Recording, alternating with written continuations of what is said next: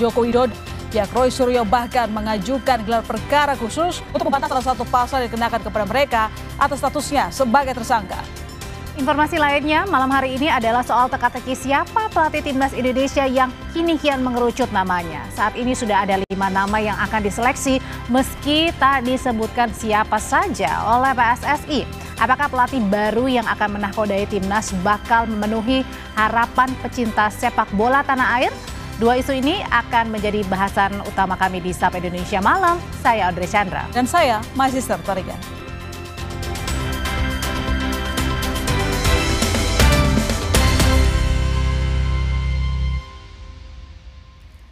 Saudara, kapal penangkap ikan di Dermaga Muara Angke, Kecamatan Penjaringan, Jakarta Utara terbakar.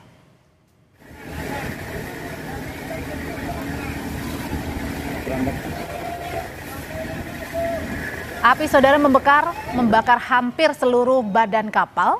Tidak ada korban jiwa dalam peristiwa ini karena kapal yang terbakar sedang bersandar di dermaga tanpa ada aktivitas nelayan. Sedangkan untuk penyebab kebakaran masih diselidiki. Proses pemadaman berlangsung sekitar 1 jam setelah 13 unit mobil pemadam kebakaran dan 65 personil dikerahkan ke lokasi kejadian.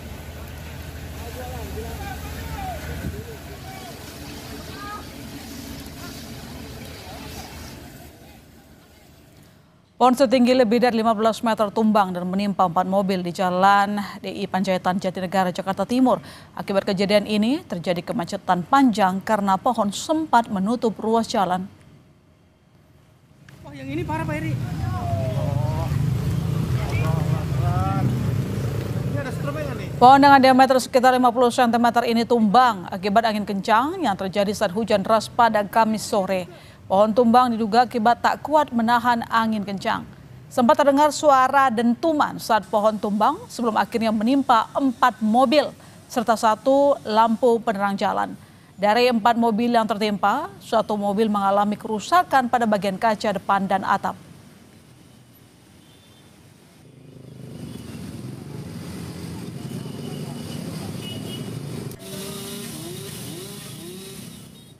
Sementara 6 tiang listrik roboh dan menimpa 2 mobil serta 2 motor di Jalan Metro Tanjung Bunga, Kota Makassar. Tiang listrik roboh akibat pohon tumbang yang menimpa jaringan listrik. Tiang listrik patah lalu kemudian roboh di Jalan Metro Tanjung Bunga, Kota Makassar, Sulawesi Selatan. 2 tiang diantaranya menimpa 2 mobil dan menyebabkan 2 motor rusak. Tidak ada korban jiwa dalam kejadian ini. Pengemudi mobil selamat, namun mobil mengalami kerusakan di bagian depan akibat tertimpa tiang listrik.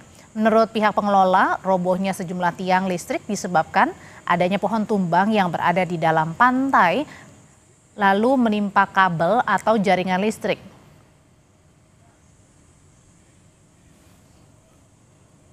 Yang menyebabkan ada tiang kabel tumbang itu pertama karena ada pohon tumbang yang dari dalam lokasi akarena yang menimpa kabel kami empetik, ya kabelnya tidak putus tapi karena empetik malah dia menarik sampai 6 batang tiang patah, ditambah ada 2 miring Pak. Sorotan lain saudara, patung Presiden pertama Indonesia Soekarno di alun-alun Kabupaten Indramayu, Jawa Barat jadi sorotan di media sosial karena bagian kepalanya terlihat miring. Patung Bung Karno yang berdampingan dengan patung Bung Hatta di alun-alun dibangun 2 tahun lalu dan kondisinya terlihat rusak pada bagian kepala patung Soekarno. Bupati Indramayu, Luki Hakim angkat bicara bahwa kondisi kepala patung yang miring diduga karena puting beliung dan tertimpa tenda. Untuk itu, Pemkab Indramayu mencopot sementara patung tersebut untuk diperbaiki.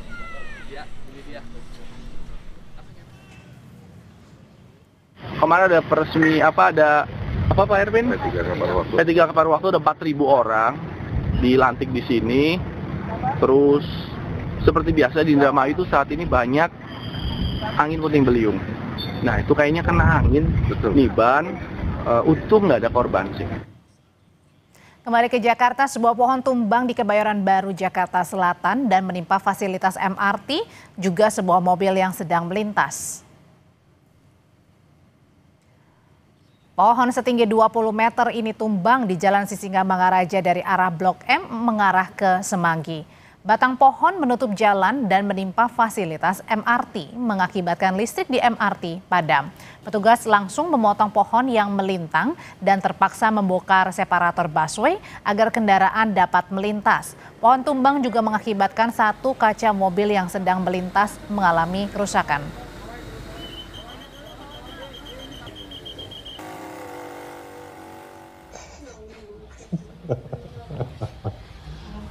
Akibat pohon tumbang berdampak pada gangguan operasional di lintasan dan jaringan listrik sehingga mengganggu perjalanan MRT.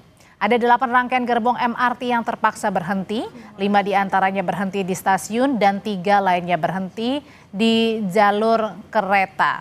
Namun sore ini operasional di MRT sudah kembali normal. PT MRT Jakarta Persroda menyampaikan permohonan maaf atas ketidaknyamanan yang dialami para pelanggan terkait dengan gangguan operasional yang terjadi pada pukul 10:26 waktu Indonesia Barat. Gangguan ini disebabkan oleh pohon tumbang pada rute transisi dari stasiun Senayan Mastercard menuju stasiun ASEAN yang berdampak pada kerusakan struktur di lintasan dan juga gangguan jaringan listrik yang menyebabkan layanan operasional kereta terhenti. Informasi berikutnya, Roy Suryo, Resmonsyani Pardanti, Fauziati Suma kembali mendatangi Polda Metro Jaya untuk menjalani wajib lapor atas statusnya sebagai tersangka pencemaran nama baik terkait kasus ijazah palsu Jokowi. Ketiganya mendatangi gedung Barreskrim Polda Metro Jaya ditemani dengan tim kuasa hukum. Dalam agenda wajib lapor, penyidik tidak melakukan pemeriksaan kepada Roy Suryo CS. Namun kedatangan Roy Suryo CS sekaligus untuk mengajukan gelar perkara khusus lantaran ada pasal yang dikenakan pada mereka yang dianggap keliru atau tidak tepat. Sebelumnya, pada pemeriksaan pertama 13 November lalu, Roy Suryo bersama 2 tersangka lain diperiksa selama 9 jam sebagai tersangka namun tidak ditahan dan diperbolehkan pulang. Ketiganya tidak ditahan karena akan mengajukan saksi dan ahli yang dinilai dapat meringankan. Saya kira itu ya, clear apa agenda kita hari ini, sekaligus juga kita mengajukan gelar perkara khusus untuk supaya apa? Kasus ini supaya terang benderang diketahui oleh masyarakat dan lainnya. Kemudian ada pasal 32, kemudian ada pasal 35 yang tiba-tiba ditimpakan atau diselundupkan kepada saya, Dr. Resmond, dan juga mungkin kepada teman-teman yang lain, itu adalah pasal yang salah. Karena berulang kali pihak sana mengatakan, kan ijazahnya analog. Iya, pasal 32, 35 itu tentang dokumen elektronik. Gitu loh, jadi salah besar, bukan analog.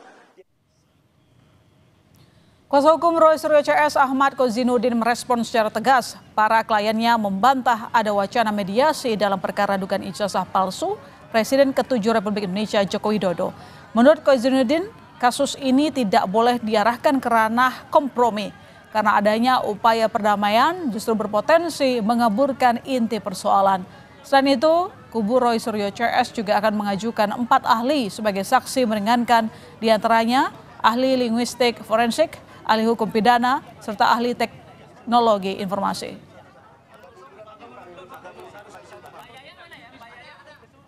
Untuk tidak mempercayai siapapun yang mengaku-ngaku bertindak untuk dan atas nama tim juga kasus ini yang berusaha membangun narasi perdamaian dengan siapapun, termasuk ke lembaga manapun. Dan sekali lagi tidak ada perdamaian dengan kepalsuan, tidak ada perdamaian dengan kebohongan, tidak ada kepalsuan dengan ketidakjujuran. Sekali lagi tidak ada kompromi antara al-haq dan al-batil. Sehingga kami tegaskan kepada seluruh rakyat Indonesia, Pak Rismond, Pak Roy dan yang lainnya tetap membersamai aspirasi seluruh rakyat Indonesia yang ingin membuka kasus ini sampai tuntas ke akar-akarnya. Dan terakhir berkaitan dengan apa yang kemarin disampaikan oleh Polda bahwa salah satu sebab tidak ditahannya klien kami karena kami mengajukan sejumlah saksi dan ahli. Hari ini kami akan mengirimkan surat secara resmi kepada Direktur Kriminal Umum Polda Metro Jaya tentang sejumlah nama ahli-ahli yang memang sudah kami siapkan, sudah berkomunikasi untuk bisa diperiksa di tingkat penyidikan agar ada kesetimbangan dari keterangan ahli hanya yang sebelumnya hanya dari penyidik. Kami harapkan juga bisa mempertimbangkan keterangan ahli dari kami. Setidaknya ada 4 ahli. Wacana damai yang dibantah pihak Roy Suryo CS merupakan respons setelah Ketua Komisi 3 DPR RI Habibur Rahman menyinggung soal kasus Roy Suryo CS bisa diselesaikan menggunakan mekanisme restoratif justice dengan KUHP yang baru disahkan DPR. Habibur Rahman mengungkap KUHP baru dapat memberikan ruang penyelesaian perkara lewat restoratif justice. Pelaku, korban, dan pihak terkait bisa saling berdialog untuk mencapai solusi yang adil. Menurut politisi dari Partai Gerindra ini, KUHP baru juga memuat aturan penahanan yang lebih objektif, sehingga pihak seperti Roy Suryo CS sulit untuk ditahan. Banyak sekali orang menjadi korban KUHP Orde Baru. Lihat misalnya rombongannya kelompoknya Roy Suryo dan segala macam. Itu kan korban KUHP Orde Baru. Kenapa? Ya, kalau menurut standar KUHP baru, Roy Suryo CS ini penanganan kasusnya bisa dengan restoratif justice, tapi di KUHP Orde Baru itu nggak diatur, gitu loh. Kalau menurut KUHP baru, ya, terhadap Roy Suryo dan kawan-kawan itu sangat sulit untuk dikenakan penahanan karena syaratnya sangat objektif. Hampir nggak mungkin ditahan, orang-orangnya jelas semua, nggak lari dan lain sebagainya. Tapi kalau menurut KUHP Orde Baru, ada peluang dia ditahan sewenang-wenang. Saudara, Timnas Indonesia hingga kini masih tanpa pelatih. PSSI bilang sudah ada 5 nama yang sedang diseleksi. Usai gagal mengamankan tiket Piala Dunia 2026, Timnas Indonesia dan Persik Clifford resmi mengakhiri kerjasama Oktober 2025. 1 bulan berlalu, PSSI mengaku tengah menyeleksi 5 nama sebagai pelatih baru Timnas. Namun siapa saja kandidatnya, PSSI tak mau membukanya ke publik.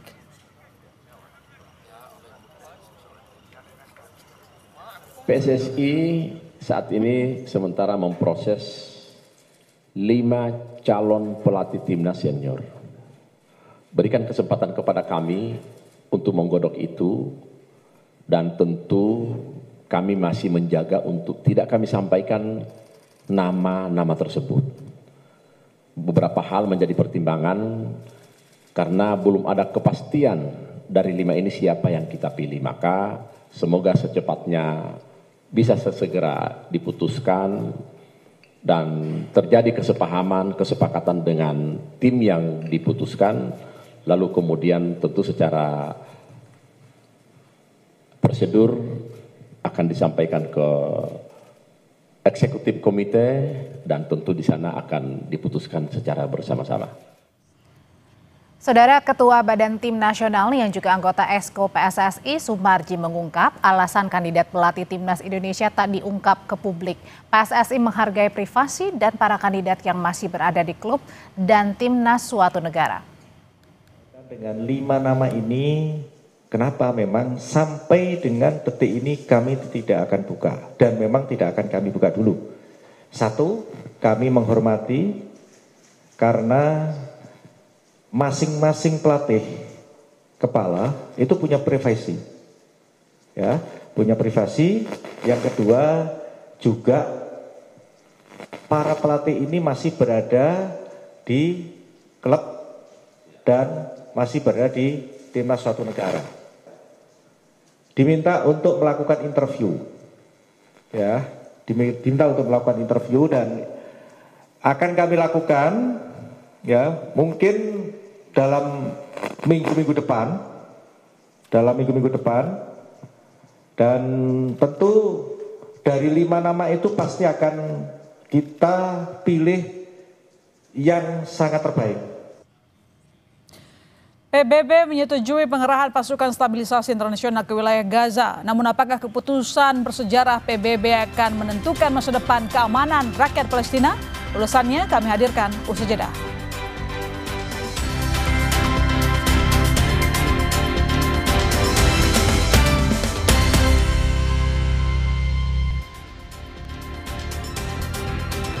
Menyusul letusan Gunung Semeru, pemerintah Kabupaten Lumajang, Jawa Timur telah memperpanjang masa tanggap darurat bencana selama 7 hari ke depan. Selama masa tanggap darurat, pemerintah fokus pada penanganan masyarakat yang terdampak.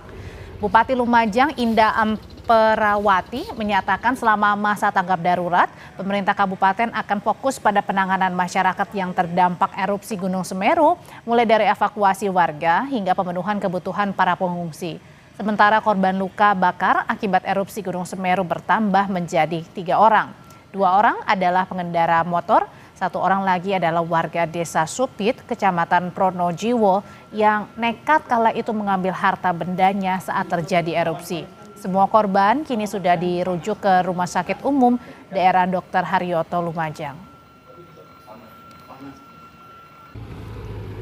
Fokusnya adalah memantau pergerakan masyarakat. Yang paling penting masyarakat. Dan alhamdulillah masyarakat kita sekarang terutama di daerah sekitar bencana, di zona-zona merah sudah mulai peduli, sadar, dan mereka sudah paham apa yang dilakukan. Jadi begitu sudah dihimbau untuk mengungsi, mereka segera mengungsi. Sebanyak 167 pendaki berhasil dievakuasi petugas gabungan setelah sempat terjebak erupsi Gunung Semeru pada Rabu sore kemarin. Seluruh pendaki dievakuasi dalam kondisi selamat. Saat erupsi terjadi, para pendaki sedang berada di kawasan Ranu Kumbolo. Mereka pun langsung diselamatkan ke Lumajang. Para pendaki tidak terdampak langsung semburan vulkanik Gunung Semeru karena angin bergerak ke selatan hingga tenggara. Proses evakuasi para pendaki rampung dilakukan pada Kamis sekitar pukul 10 pagi. Polisi memastikan tak ada lagi aktivitas pendakian di Gunung Semeru. 167 orang pendaki itu melaksanakan camping di Ranu Kumbolo pada hari Rabu, dan pada saat kejadian diarahkan untuk evakuasi, bahwasanya situasi tidak aman. Akhirnya mereka dievakuasi per hari Rabu pada malam hari hingga tadi pagi terakhir pukul 09.30 mereka dari Ranu Kumbolo dievakuasi menuju ke Ranupani. Saat ini kosong, sudah kami pastikan kosong, kami arahkan anggota ke sana. Rencana awal sih naik ke Ranu Kumbolo ya. Jadi karena ada kejadian yang di luar prediksi ya, kemungkinan ngecek dulu di Ranu Regulo, baru habis itu kalau misalkan nggak diizinin ya turun lagi, kalau diizinkan ya ngecamp di situ. Saya dari Tangerang, setelah naik kereta itu selang 1 jam ada info erupsi. Sudah terlanjur berangkat ya? Sudah terlanjur berangkat. Akibat penutupan aktivitas pendakian ke Gunung Semeru, sekelompok pendaki asal Tangerang yang terlanjur datang tetap melanjutkan pendakian meski harus mengalihkan tujuan ke Ranu Regulo. Mereka telah mendaftar secara online, namun karena kondisi yang tidak memungkinkan, mereka berencana mengalihkan perjalanan ke Ranu Regulo yang berada di jauh dari Ranu Pane, saudara. Rombongan pendaki ini baru mengetahui erupsi Gunung Semeru pada Rabu malam saat perjalanan di atas kereta menuju Malang. Saudara Gubernur Jawa Timur Kofifa Indar Parawansa meninjau langsung tempat pengungsian warga terdampak erupsi Gunung Semeru di Sekolah Dasar Negeri 4 Supit Urang, Kecamatan Candipuro. Menurut Kofifa, meski pengungsian terlihat padat, tapi kebutuhan dasar pengungsi terpenuhi dengan baik. Jalan dilakukan bagaimana penanganan dari sisi space yang ada supaya semua bisa melakukan mobilitas dengan lebih longgar. Kalau makanan sudah disiapkan dapur umum, jadi kalau kesehatan saya rasa kita Pemprov ya akan menguatkan dari puskesmas yang sudah memberikan penanganan di sini. Pencarian hari kelima korban tanah longsor di Banjarnegara, Jawa Tengah. Tim SAR gabungan berhasil menemukan 4 jenazah, 2 sudah teridentifikasi.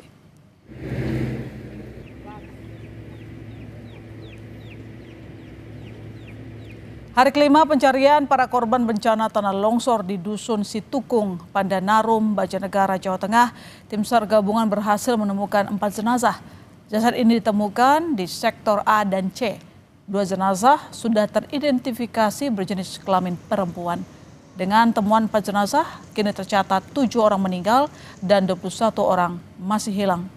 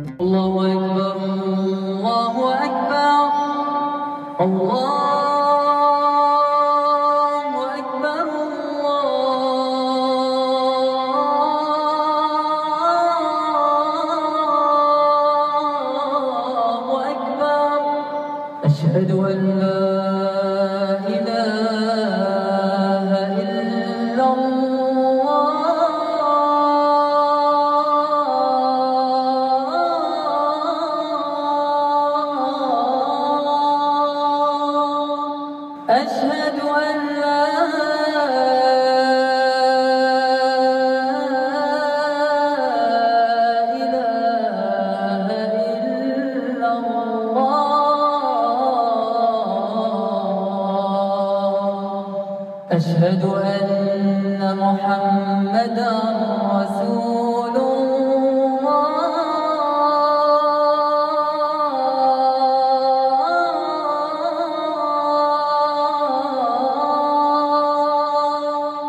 أشهد أن محمدا رسول الله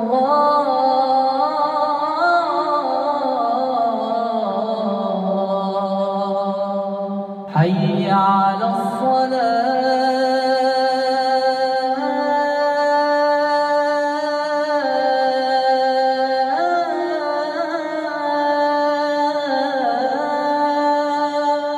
حي على الصلاة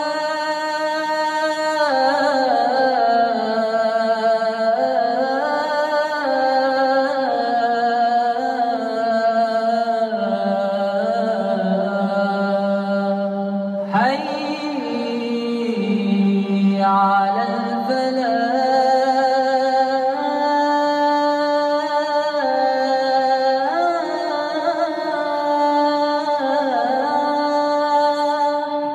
حي على الفلاح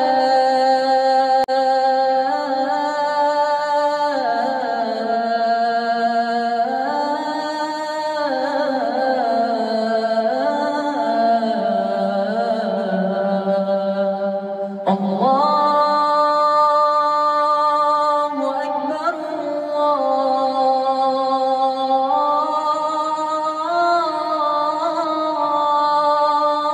الله أكبر لا إله إلا الله.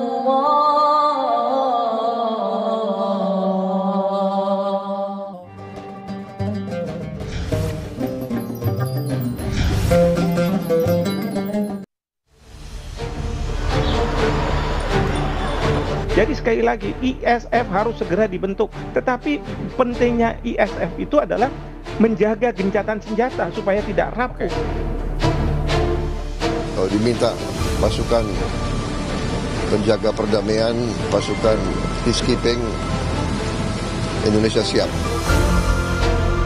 Maksimalkan 20.000 prajurit kita siapkan, tetapi spesifikasinya kepada kesehatan dan juga konstruksi.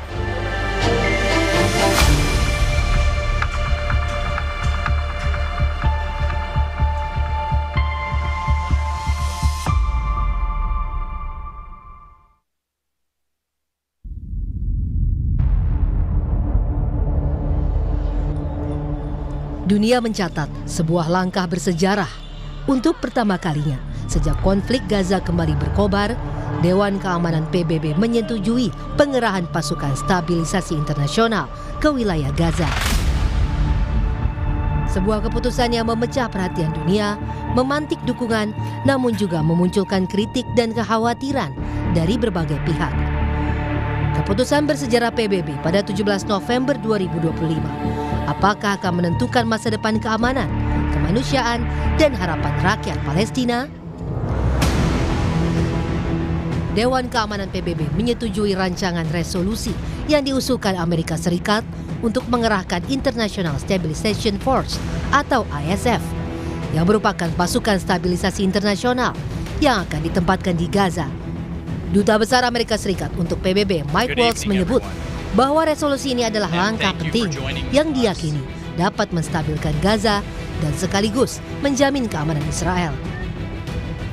The United Nations Security Council has just adopted the United States-sponsored resolution on Gaza that does something we haven't seen in generations. It provides a real, actionable pathway to lasting peace for Palestinians and Israelis. And I would encourage everyone around the world, and I would certainly encourage the media to read the entire resolution. Read the whole thing. It is truly a victory for everyone who believes in a future where the Palestinian people can determine their own destiny. Resolusi ini lolos dengan 13 suara setuju, sementara Rusia dan Tiongkok memilih abstain tanpa menggunakan hak veto. Sebuah sinyal bahwa dunia, apapun kepentingan masing-masing, mengakui perlunya intervensi internasional untuk menghentikan krisis kemanusiaan yang terus berlangsung di Gaza. Namun Hamas menolak dengan tegas. Dalam pernyataannya pada 17 November, Hamas menilai bahwa pasukan internasional yang diberi tugas melucuti senjata kelompok perlawanan di Gaza dapat dianggap sebagai pihak yang terlibat konflik. Hamas menuntut agar pasukan internasional hanya ditempatkan di perbatasan, bukan di dalam Gaza, dan berada sepenuhnya di bawah pengawasan PBB. ما هو مطلوب هو قرار مجلس أمن يمنع استئناف الحرب على قطاع غزة ويدخل المساعدات إليه ويؤسس لمسار سياسي تفضي إلى قيام دولة فلسطينية مستقلة. Sama halnya dengan Hamas, salah seorang warga Palestina juga menolak jika Gaza harus dipimpin oleh orang asing. Karena kebijakan ini dianggap melanggar hak rakyat Palestina untuk menentukan nasib sendiri. ضد أي دولة عربية أو أجنبية أو أي دولة أوروبية تحكم قطاع غزة، لأنه هذا شأن فلسطيني، غزة والضفة جزء واحد لن يتجزأ. طالما في قوات دولية بتحكم غزة هذا مش مصالحنا. بس هذه القوات الدولية مين هي؟ احنا مش عارفين مين هي، يمكن عصابات. يعني هل جت القوات الدولية حاليا حتمسك قطاع غزة؟ هل فعلا حتديره لمصلحة لمصلحة الشعب الفلسطيني؟ طب هذول ممكن يكونوا ضرر علينا أو خطر علينا. Di dalam resolusi yang sama, PBB juga membentuk sebuah badan baru, Board of Peace atau Dewan Perdamaian yang akan memerintah Gaza hingga akhir 2027. Dewan ini dipimpin langsung oleh Presiden Amerika Serikat Donald Trump, sebuah keputusan yang memunculkan perdebatan global tentang apakah langkah ini dapat mempercepat perdamaian atau justru mengundang dinamika politik baru, sehingga ada pula warga Palestina di Khan Yunis yang tidak sepenuhnya menentang. Mereka berharap namun waspada terhadap rencana pemerintahan Trump untuk mengamankan dan memerintah Gaza. القرار في الثنايا في حاجات إيجابية لنا وحاجات سلبية. الحاجات الإيجابية إنه إحنا ممكن نرتاح من الحرب ومن القصف ومن العدوان ومن الوضع الصعب اللي إحنا بنعيشه. الأشياء السلبية اللي إحنا بنواجهها كفلسطينيين من القوات الدولية، إحنا كمنظورنا وكشباب في الدول اللي راحت عليها اللي دخلتها القوات الدولية كانت ذو سمعة سيئة. يعني لما بنحكي عن تجربة العراق في القوات الدولية كان هناك في عنف وقصف أكثر من الغزو نفسه. Dari keputusan ini, Indonesia menjadi salah satu negara yang menyatakan kesiapan penuh bergabung dalam misi ini. Presiden Prabowo Subianto beberapa kali menegaskan kesiapan Indonesia. Prabowo menyebut Indonesia siap mengirim sekitar 20.000 personel TNI bila mandat PBB sudah diterbitkan. Gencatan senjata sudah berjalan, kemudian segera pasukan Israel akan ditarik, tentunya sesuai tahapan-tahapan. Gimana kesiapan Indonesia, kami katakan kami siap. Kalau diminta pasukan penjaga perdamaian, pasukan peacekeeping, Indonesia siap. Tujuannya menjaga gencatan senjata, membuka jalur bantuan kemanusiaan, dan memastikan masyarakat Gaza kembali hidup aman. Sesuai instruksi Presiden Prabowo, Menteri Pertahanan Syafri Syamsuddin bilang bahwa Indonesia menyiapkan 20.000 prajurit TNI untuk dikirim sebagai pasukan perdamaian di Gaza, Palestina. Jadi pemikiran beliau kita maksimalkan 20.000 prajurit kita siapkan, tetapi spesifikasinya kepada kesehatan dan juga konstruksi. Ya, konstruksi. Selain Indonesia, negara yang siap mengirim pasukan ke Gaza adalah Mesir, Uni Emirat Arab, Azerbaijan, Qatar, Arab Saudi, Turki, Pakistan. Dengan keputusan besar ini, dunia kini bergeser pada pertanyaan yang lebih kompleks. Bagaimana menjaga netralitas pasukan internasional di tengah ketidakpercayaan Hamas? Mampukah Dewan Perdamaian yang dipimpin Amerika Serikat memastikan proses yang inklusif? Apakah kehadiran ISF dapat menjamin akses kemanusiaan bagi warga Gaza yang selama bertahun-tahun terjebak konflik? Jawaban atas pertanyaan ini tidak akan datang dalam satu malam. Namun, kehadiran resolusi PBB membuka sebuah kemungkinan baru, sebuah jalur diplomasi internasional yang selama ini sulit dicapai. Yang bisa menengahi ini adalah pasukan ini, ISF. ISF ini kalau misalnya hadir di Gaza, maka dari pihak Israel kan nggak punya alasan lagi. Kalau dia menyangka bahwa ini pelaku teror, karena apa? Kita menjamin bahwa serangan dari Israel dari Palestina tidak akan diluncurkan. Demikian juga dari Israel juga jangan menyerang ke rakyat Gaza. Jadi sekali lagi ISF harus segera dibentuk. Dan tentu Bapak Presiden punya influence, ya, gimana caranya, apakah ke Presiden Prancis dulu, ataukah ke Perdana Menteri Inggris, bahkan ke pemimpin-pemimpin di Timur Tengah untuk sampai ke Trump, atau mungkin juga langsung ke Presiden Trump. Israel itu tidak semena-mena dia menyerang Gaza. Jadi bukannya saya mengatakan ini jadi human shield, ya, tameng manusia begitu ya, tetapi pentingnya ISF itu adalah menjaga gencatan senjata supaya tidak rapuh, tidak kemudian jadi bubar gitu. Karena ini harus dijaga betul. Keputusan Dewan Keamanan PBB pada 17 November 2025 menjadi penanda bahwa dunia akhirnya bergerak bersama menuntaskan luka panjang di Gaza. Jalan menuju perdamaian memang tidak pernah sederhana. Tetapi setiap langkah, sekecil apapun, membawa harapan bagi jutaan warga Palestina yang merindukan hidup tanpa dentuman senjata. Tim Liputan Kompas TV.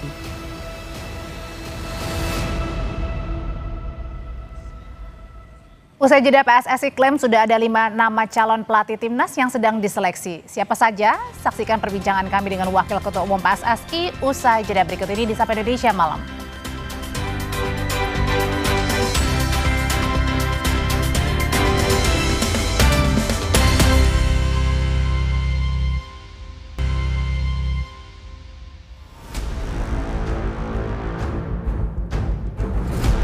Teka-teki siapa pelatih timnas Indonesia hingga kini belum mengemuka. Usai gagal ke Piala Dunia 2026, PSSI mengakhiri kerjasama dengan Patrick Kluivert. Timnas Indonesia kini tanpa nahkoda. JIZS CS bahkan tak melakoni laga FIFA Matchday 15 dan 18 November kemarin. Sekjen PSSI Yunus Nusi menegaskan sudah ada sejumlah nama calon pelatih yang diseleksi. Lalu, kapan pelatih timnas Indonesia yang baru diumumkan? Seleksi yang dilakukan oleh tim dan sesegera mungkin insya Allah secepatnya akan diumumkan. Kapan itu Pak? Mudah-mudahan paling lambat minggu depan sudah bisa. Nanti untuk nama-nama akan diumumkan dalam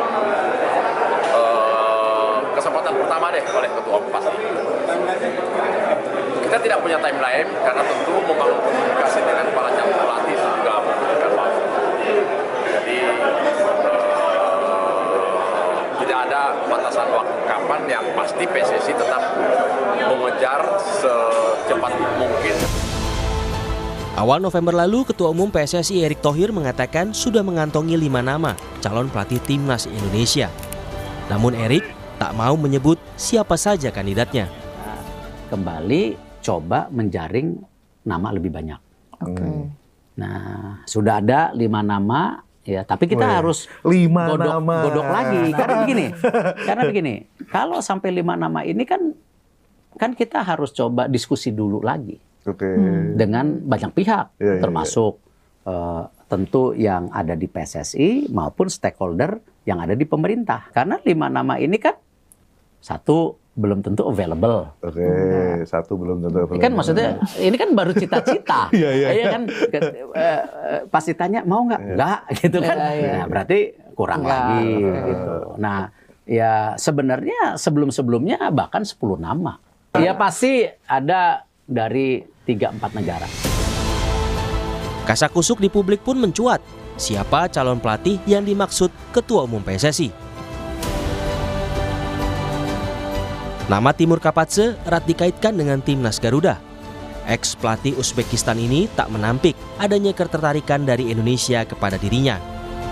Yang juga dikabarkan tengah mempertimbangkan tawaran PSSI adalah Heimir Hallgrímsson, pelatih asal Islandia yang kini tengah menakodai timnas Irlandia. Lalu ada mantan pelatih Irak, Jesus Casas. Gagal mentas di Piala Dunia 2026, praktis timnas hanya akan berlaga di ajang Piala AFF pada Juli 2026 dan Piala Asia di awal 2027. Pecinta sepak bola tanah air berharap PSSI menyeleksi kandidat pelatih timnas dengan benar agar tak mengulang kesalahan kala merekrut Patrick Kluivert. Tim Liputan, Kompas TV.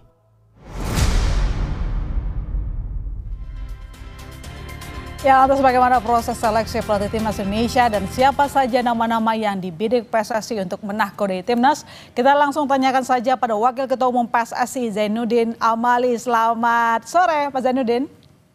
Ya, selamat sore. Saya langsung ke pertanyaan kepo saya. Proses seleksi sejauh ini seperti apa untuk para calon pelatih timnas? Ya, sekarang ini Pak Marji yang ditugaskan, ya karena adalah ketua BTN dan beliau yang diminta untuk bertemu dan mewawancarai. Dan tentu dari situ kan ada nominasi-nominasi. Belum tentu juga yang diwawancarai ini juga bersedia kan gitu. Yang penting Pak Marji datang dulu ya ke sana.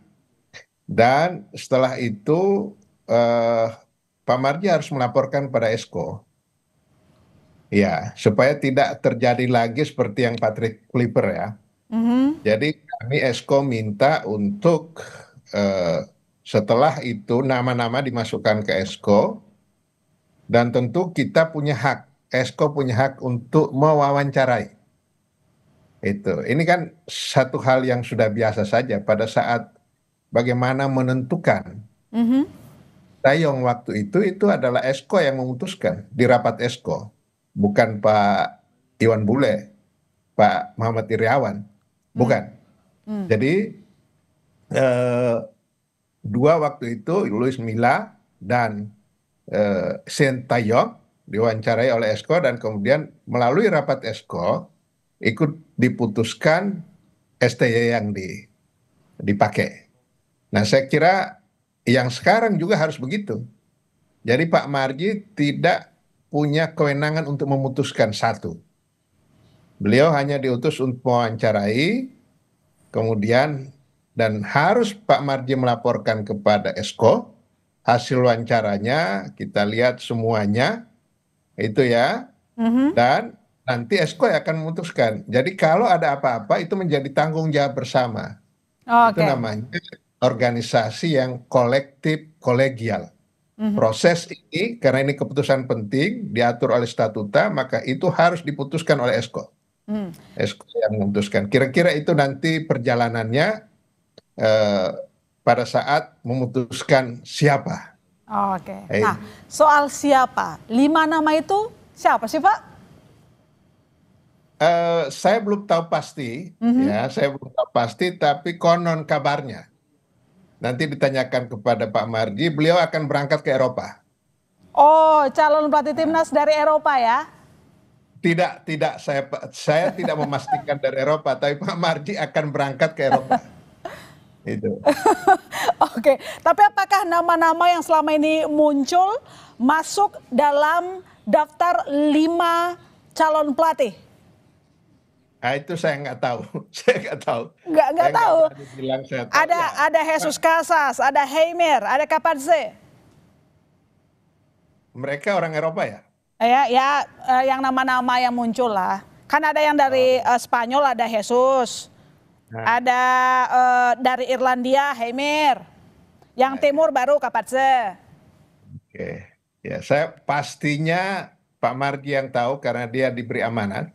Kita menerima hasil yang sudah diwawancarai oleh Pak Marji. Jadi Esko nanti kita akan menerima itu dan kita akan rapatkan di Esko. Kita akan lakukan cara yang benar. Bahwa Esko yang memutuskan.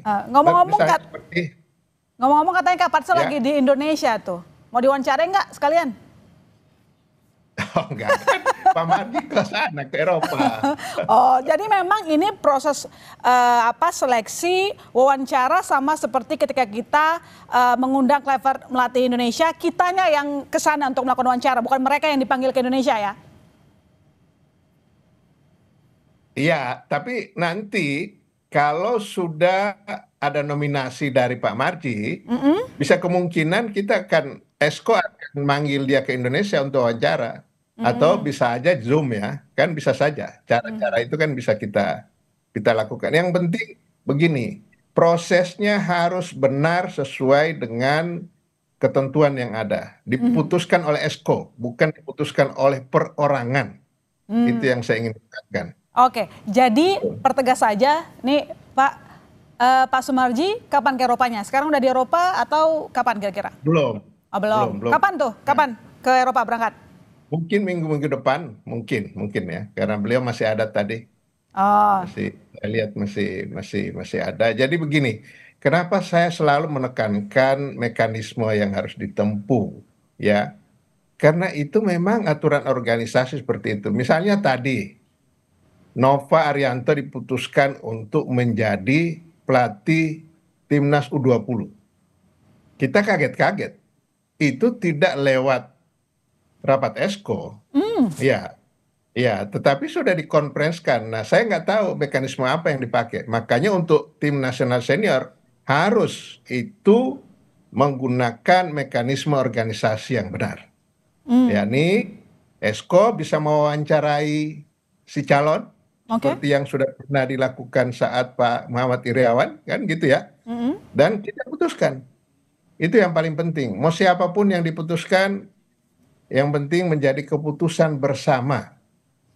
Itu yang paling penting ya. Karena ini kan organisasi, bukan klub. Kalau organisasi itu harus diputuskan oleh institusi yang ada. Jadi simpulannya minggu depan kita udah bisa dapetin 5 calon pelatih timnas ya, Pak? Ya mudah-mudahan Pak Marji cepat. Ini kan tergantung karena dia baru berangkat minggu depan. Oh gitu. Jadi ini di antara 5 yang sudah dikantongi dipastikan tidak ada Sinteyong? Sepertinya tidak ada, kan Pak Erik sudah bilang move on. Oh baik, tidak dipertimbangkan lagi gitu ya? Iya, karena Pak Erik kan sudah bilang waktu konferensi pers move on. Walaupun di antara Esko itu masih ada juga yang menginginkan Sinteyong ya, dengan pertimbangan-pertimbangan. Tapi kan sudah menuju ke 5 itu. Oh, ya lebih banyak yang pengen Sinteyong balik atau enggak, Pak? Ya kalau publik kan lihat aja. Iya. Oke, Pak, pertanyaannya gini. Kira-kira melihat kondisi timnas kita yang ada sekarang, rata-rata merupakan pemain dari luar negeri. Kriteria apa yang lagi dicari? Apakah secara taktiknya yang kuat, manajemen jago, atau punya rekam jejak bahwa tim dari underdog jadi overperform? Ya, tentu yang pertama akan kita lihat adalah rekam jejak. Ya, itu. Ya, kan minimal CV-nya itu seperti apa sih? Ya, nah, dia berapa melatih, di mana dan lain sebagainya. Kan kalau dia pemain bagus belum tentu dia melatihnya bagus. Kita udah punya pengalaman sama PK kemarin kan, Patrick Kluivert. Jadi itu tidak menjadi pertimbangan, tetapi kita akan lihat track recordnya. Dia melatih di mana dan hasilnya seperti apa dan lain sebagainya. Maka itu yang menjadi pertimbangan pertama. Kemudian tentu federasi harus ada target. ada target-target apa yang harus dicapai dan lain sebagainya. Nggak bisa dilepas. Udah silakan kamu melatih tanpa ada target. Ya, nah, itu harus ada target. Nah, kalau target itu tidak tercapai, maka tentu ya kontrak sudah bicara bahwa Anda tidak perform, kan gitu ya. Jadi dia supaya tidak kaget-kaget. Jadi dari awal kita sudah targetkan misalnya Piala Asia harus di posisi berapa. Kemudian kan nanti ada FIFA ASEAN itu ya yang baru mulai. Nah, apa posisi yang kita inginkan di situ. Itu dan item-item yang harus dilakukan. Oke. Tentang taktik, strategi saya kira masing-masing pelatih punya itu ya tinggal dia harus cocok dengan karakteristik anak-anak yang ada di timnas sekarang. Oke, jadi dari 5 nama yang sudah dalam daftar, apakah mereka punya pengalaman melatih timnas atau dari klub saja? Saya tidak tahu pasti ya di timnas atau di klub, tetapi sudah pasti yang dipilih itu yang sudah punya pengalaman. Nah, kalau PSSI maunya yang kayak gimana? Harus punya pengalaman dari timnas atau cukup dia melatih dari klub? Ya kalau perlu dia melatih timnas, ya kan? Melatih timnas punya kemampuan komunikasi yang baik, taktik, strategi dan tidak mengemaskan pemain. Itu juga penting. Tidak mengemaskan pemain. Pokoknya mana pemain yang performanya bagus, dia sedang fit dan lain sebagainya itu yang dimainkan. Tentu itu juga hal-hal yang akan bisa berpengaruh dalam tim ya. Sehingga semuanya itulah kenapa saya bilang perlunya Eskom mewawancarai calon ini. Kan kita ada berapa orang kan, sehingga kita bisa bergantian bertanya kepada si pelatih ini, gitu. Jadi tidak misalnya Pak Marji saja, belum tentu sudut pandangnya bisa sama dengan Esko yang lain kan gitu ya. Itu. Ya, jadi... Walaupun Pak Marji itu adalah ketua BTN. Oke, baik. Jadi ini calon kandidat pelatih pernah melawan timnas Indonesia nggak? Saya nggak tahu. Nggak tahu atau masa nggak tahu sih Pak? Kan saya sudah bilang Pak Marji akan ke Eropa. Ke Eropanya mana? Eropa itu kan banyak negaranya. Oke, baik. Terakhir, target untuk pelatih baru nanti apa? Turnamen paling dekat untuk menguji mereka pantas atau tidak melatih timnas? Ya kan ada udah pasti senior akan main di FIFA ASEAN. Ya, tapi itu gimana ya? Oke, itu masa dengan di ASEAN aja dia nggak bisa lolos ke babak-babak akhir kan gitu ya. Kemudian Asia, kan Piala Dunia masih jauh. Asia, itu dulu kita ASEAN dan Asia. Dan iya dong harus di situ ininya kita menaruh. Nggak boleh juga misalnya tiba-tiba juara 1 Asia, nggak realistis. Kan kita tahu kekuatan ada Jepang, ada Korea dan lain sebagainya. Itu. Berarti nama-nama akan kita terima sebelum ada FIFA Asian Cup. Terima kasih Pak Zainuddin telah bergabung di Sapa Indonesia Malam. Ya, terima kasih. Terima kasih. Saudara jangan kemana-mana, Sapa Indonesia Malam masih akan segera kembali.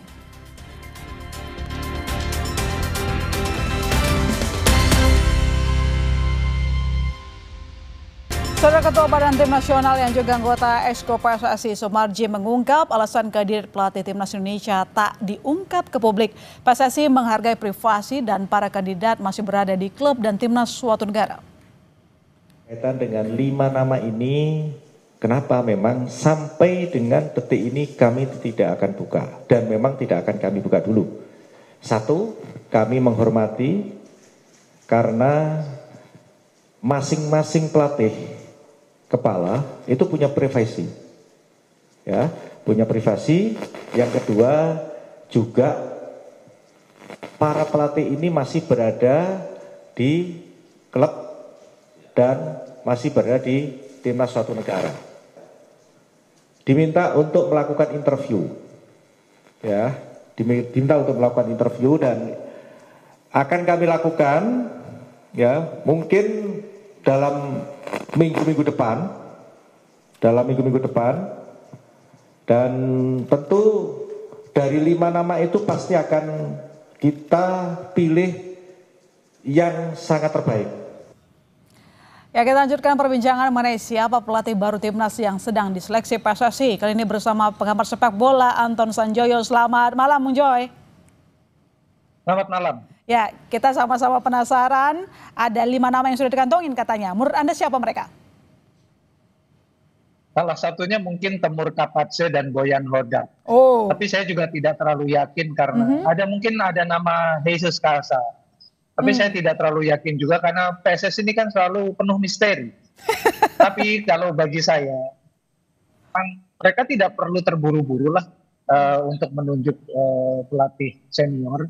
Karena bagaimanapun kan kemarin harus belajar dari pengalaman memecat Sintayong, terburu-buru menunjuk Patrick Kluivert, hingga hasilnya kan tidak sesuai yang kita harapkan. Jadi sekarang mereka ambil pelajaran.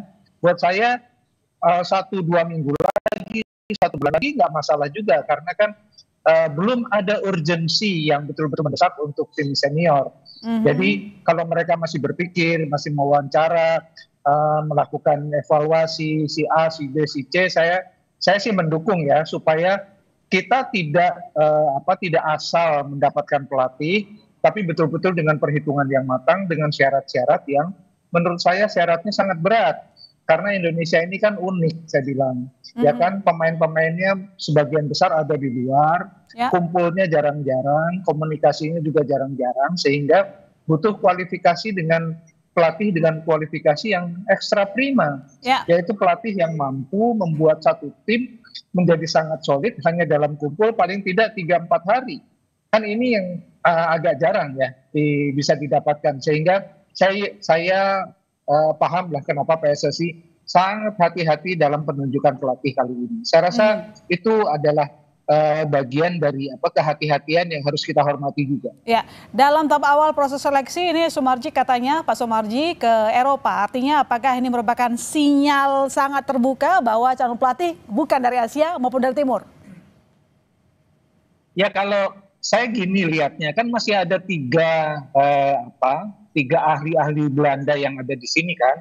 Masih ada Simon Tahamata, masih ada Alex Weijers, masih ada Jordi Cruyff. Sehingga kemungkinan besar memang akan dipilih pelatih yang bisa connect dengan mereka, karena bagaimanapun juga Simon adalah orang yang berada di squad talent, sementara Alex Weijers dan Jordi Cruyff ada di bagian teknis. Jadi harus ada kesinambungan di antara ketiga orang ini dengan pelatih yang akan ditunjuk. Dan kalau misalnya menunjuk pelatih dari Eropa, saya rasa juga itu bukan hal yang mengherankan, karena kan sebagian besar pemain Indonesia sekarang ada di Eropa, gitu loh. Pelatih dari Asia pun saya rasa sangat terbuka, ya kan? Karena kan pelatih Asia sekarang yang terbaik itu juga sudah terbiasa dengan pemain-pemain Eropa.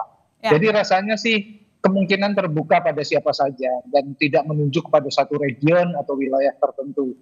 Tapi rasanya sih memang harus diperhitungkan matang-matang, karena ya itu tadi, pemain Indonesia kan kebanyakan di luar negeri dan mereka bukan pemain kelas 1. Ya kan, kalau pemainnya model Leo Messi, Mbappe, atau Lamine Yamal, ya kumpul 2-3 hari nggak ada masalah. Masalah adalah kalau ketika pemain Indonesia yang bukan pemain kelas 1 di Eropa harus berkumpul dalam 2-3 hari dan akan harus menjadi tim yang solid. Saya rasa itu harus dipresentasikan oleh pelatih baru, bagaimana strategi dia nanti ketika memegang tim Indonesia yang buat saya sangat-sangat unik. Meski tadi kita mengatakan, Bung Joy bilang bahwa siapapun namanya bisa terbuka, tapi tadi dari hasil wawancara sebelumnya, Pak Zainuddin mengatakan bahwa kemungkinan besar nama STY tidak akan masuk lagi, tidak ada dalam daftar 5 nama. Ini putusan yang tepat? Kalau ini singkat aja, Bung Joy. Ya, kalau STY memang itu keputusan, bukan keputusan 1-2 orang ya. STY tidak kembali, mungkin banyak fansnya yang menyesalkan, tapi ada alasan-alasan tersendiri juga dari Esko PSSI, dari Pak Erik, dari semua orang yang terlibat di dalam PSSI. Kan sudah dikasih sinyal bahwa Indonesia harus move on dari Sintayong. Saya rasa itu oke-oke saja ya, meskipun mungkin banyak fans yang kecewa. Tapi kan itu keputusan mutlak kepunyaan federasi. Jadi rasanya sih kalau Sintayong balik lagi juga akan menjadi lebih baik kah atau tidak, ya nggak ada yang tahu juga. Tapi kalau ada penolakan dalam tanda kutip dari Esko, dari pengurus teras PSSI, ya rasanya nggak perlulah Sintayong balik lagi gitu. Karena masih banyak pilihan pelatih yang bisa mengangkat Indonesia. Dari sebelum diumumkannya, kita masih jadi misteri siapa nama pelatih timnas berikutnya pengganti Patrick Kluivert. Nama-nama yang santer diberitakan ada Kapadze, Jesus Casas, dan juga Hemer. Melihat dari profil timnas kita, kebanyakan dari pemain luar negeri, menurut Anda siapa paling cocok? Karena 3 nama itu sebenarnya mencatatkan prestasi yang luar biasa sih. Saya sebetulnya memfavoritkan ya, tapi ini favorit saya itu Jesus Casas. Ya, mantan pelatih Irak.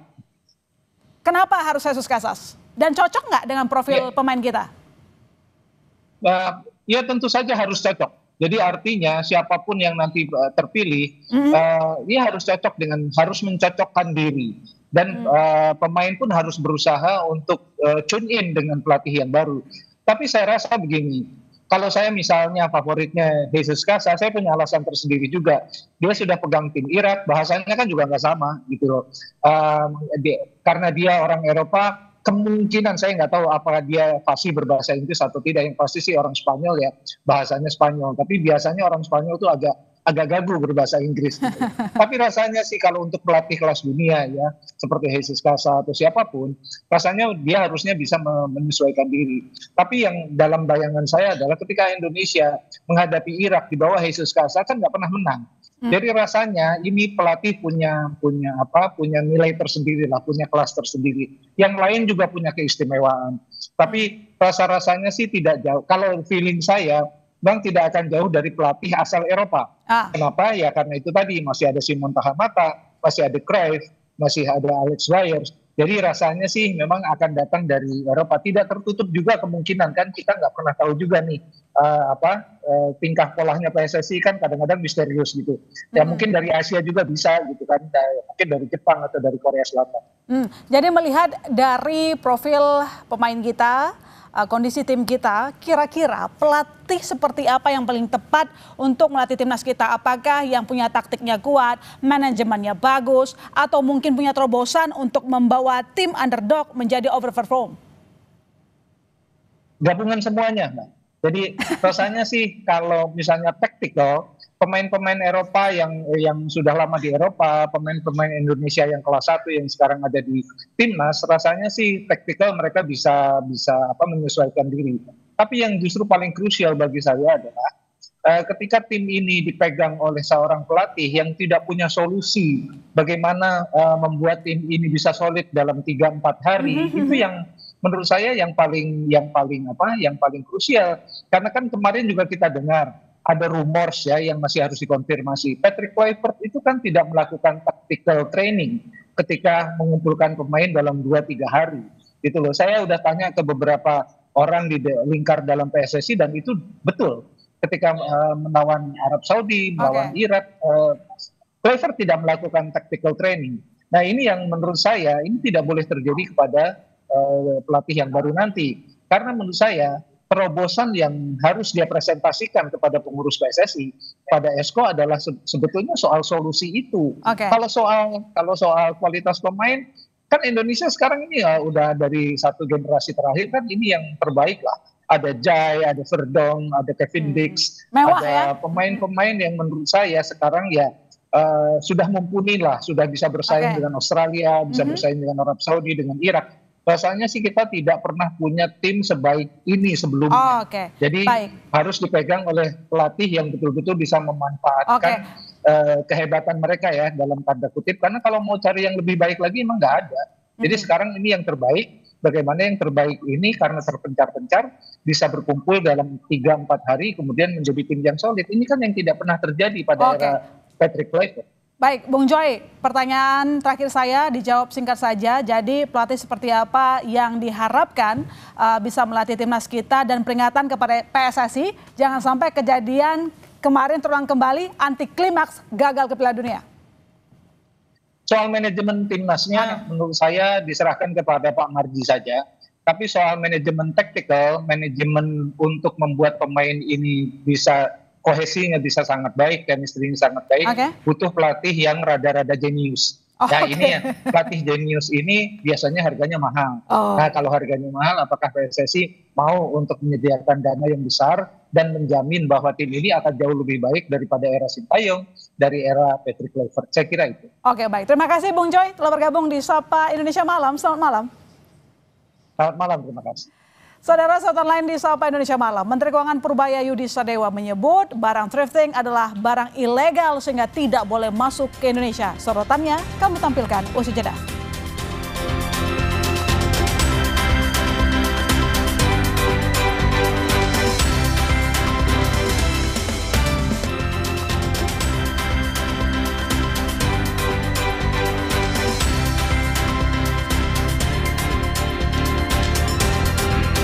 Selamat malam saudara, Anda kembali bersama kami menyaksikan Sapa Indonesia Malam. Saudara, 60 terdakwa yang diduga terlibat dalam kerusuhan di Polres Jakarta Utara pada peristiwa akhir Agustus lalu menjalani sidang perdana di Pengadilan Negeri Jakarta Utara.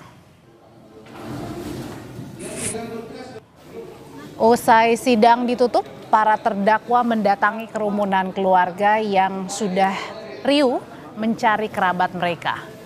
Ada beberapa yang melambaikan tangan, ada pula yang hendak memberikan makanan. Sidang digelar di 2 ruangan sidang. Para terdakwa dikenakan pasal 170 tentang tindak pidana pengeroyokan atau melakukan kekerasan terhadap orang atau barang secara bersama-sama di muka umum. Para terdakwa ditangkap saat terjadinya peristiwa di depan Mapolres Jakarta Utara. Sidang dilanjutkan dengan agenda sidang atau pembuktian alat bukti. Diminta sama polisi untuk bubar karena sudah malam juga. Terus kemudian ada yang melempar juga, melakukan penyerangan terhadap petugas sehingga didakwanya 170 terkait pengeroyokan atau pengerusakan dalam barang secara bersama-sama, masuk juga perlawanan terhadap petugas. Tapi ini kan masih diuji. Jadi berkas dari kepolisian maupun kejaksaan masih diuji. Kita lihat apakah memenuhi 2 alat bukti permulaan, ya kan? Kalau bisa tidak memenuhi, maka hakim harus membebaskan. Itu aja sih. Badan Aspirasi Masyarakat atau BAM DPR RI menggelar pertemuan dengan perwakilan pedagang thrifting. Wakil Ketua Badan Aspirasi Masyarakat atau BAM, Adiana Pitupulu, menyatakan thrifting bukanlah faktor utama yang melemahkan UMKM.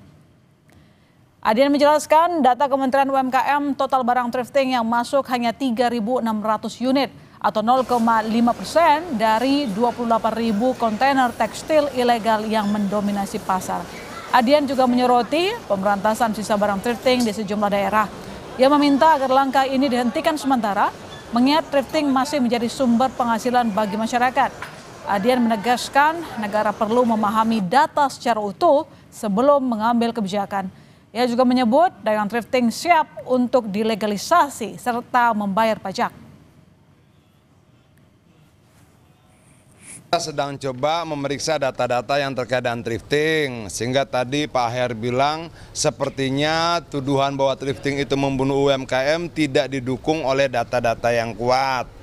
Karena dari data yang kita dapatkan, total barang-barang thrifting itu yang masuk ke Indonesia berdasarkan data dari Kementerian UMKM 3.600, itu kalau dipresentasikan cuma 0,5% dari total 28.000 kontainer barang ilegal, tekstil ilegal. Kita harap kalau misalnya negara tidak bisa memberikan lapangan pekerjaan, toh rakyat tetap butuh makan, ya jangan ditindak-tindak dulu lah. Kecuali kemudian kita mau melihat anak bangsa kita kelaparan. Sementara itu, Koordinator Asosiasi Pedagang Thrifting Rifai Silalahi berharap bisa mendapatkan kepastian hukum mengenai usahanya. Rifai menegaskan para pedagang thrifting siap untuk dilegalisasi dan siap untuk membayar pajak. Kita harapkan ini dilegalkan. Kita harapkan ini dilegalkan, seperti di negara-negara lain. Kalaupun memang semisal mungkin tidak bisa dilegalkan, kita harap ini dibikin seperti larangan barang terbatas, dikasih kuota. Jadi kita pengen solusi supaya para pedagang difasilitasi anggota Dewan ketemu dengan Menteri Keuangan, Menteri Perdagangan. Jadi harus duduk bersama-sama. Solusinya seperti apa? Jangan artinya hanya ada larangan, ada kebijakan, terus ini masyarakat yang jutaan yang tergantung hidup kehidupannya untuk sehari-hari seperti apa? Karena kebutuhan kita ini paling mentok sampai bulan 12. Habis itu ke sana kita nggak tahu. Komisi 11 DPR Saudara menyebut akan berkoordinasi dengan Kementerian Keuangan dan Kementerian Perdagangan untuk merumuskan solusi terkait dengan bisnis thrifting ini. Dalam rapat bersama Badan Aspirasi Masyarakat, Komisi 11 menyoroti soal data yang menunjukkan thrifting bukan menjadi ancaman utama bagi industri tekstil di tanah air. Meski demikian, Komisi 11 menegaskan perlu solusi bersama agar usaha thrifting dan UMKM lokal dapat berjalan berdampingan. Koordinasi lanjutan akan dilakukan dengan Kementerian Keuangan serta Kementerian Perdagangan merumuskan kebijakan yang tidak merugikan para pelaku thrifting. Mencari cara solusi terbaik karena memang kita lihat dari data-data yang disampaikan Bang Adian tadi, thrifting ini bukan menjadi sebuah ancaman utama, tetapi barang-barang impor yang lain juga tidak hanya barang bekas tapi barang baru juga turut mendominasi, dan itu juga menjadi ancaman yang cukup serius bagi kelangsungan industri di negara kita. Menteri Keuangan Purbaya Yudi Sadewo menanggapi soal pelaku bisnis thrifting akan membayar pajak dan meminta usahanya dilegalkan. Menurut Purbaya, barang thrifting adalah barang ilegal sehingga tidak boleh masuk ke Indonesia. Pak Purbaya, beberapa pedagang thrifting meminta thrifting untuk dilegalkan dan mereka berjanji untuk membayar pajak. Tanggapan Bapak, tanggapan saya nggak perlu dengan bisnis thrifting. Yang saya kendalikan adalah barang ilegal yang masuk ke Indonesia. Saya akan membersihkan Indonesia dari barang-barang ilegal yang masuknya ilegal. Thrifting kan kalau barang bekas kan dilarang kan, sudah jelas itu ilegal. Jadi nggak ada hubungannya bayar pajak apa nggak bayar pajak, itu barang ilegal. Menurut Anda apa? Kalau saya menagih pajak dari ganja misalnya, apakah jadi barang jadi legal? Kan enggak. Kira-kira gitu Pak padanannya. Jadi itu utamanya. Tetap bersama kami, Roy Suryo, Risponsia Nipar, dan Tifauzia Tiasuma menjalani wajib lapor atas statusnya sebagai tersangka pencemaran nama baik terkait kasus ijazah palsu Jokowi. Mereka juga sekaligus mengajukan gelar perkara khusus. Lalu apa yang ingin dibantah? Kita akan mengulasnya usai jeda berikut ini.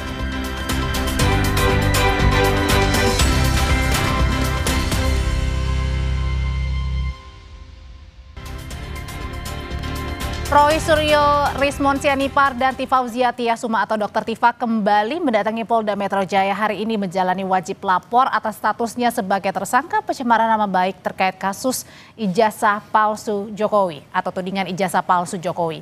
Ketiganya mendatangi gedung Barreskrim Polda Metro Jaya ditemani tim kuasa hukum. Dalam agenda wajib lapor, penyidik tidak melakukan pemeriksaan kepada Roy Suryo CS. Namun kedatangan Roy Suryo CS ke Polda Metro Jaya sekaligus untuk mengajukan gelar perkara khusus karena ada pasal yang dikenakan pada mereka yang dianggap keliru atau tidak tepat. Sebelumnya pada pemeriksaan pertama 13 November lalu, Roy bersama dua tersangka lainnya diperiksa selama 9 jam sebagai tersangka, tapi tidak ditahan dan diperbolehkan pulang. Ketiganya tidak ditahan karena akan mengajukan saksi dan ahli yang dinilai dapat meringankan.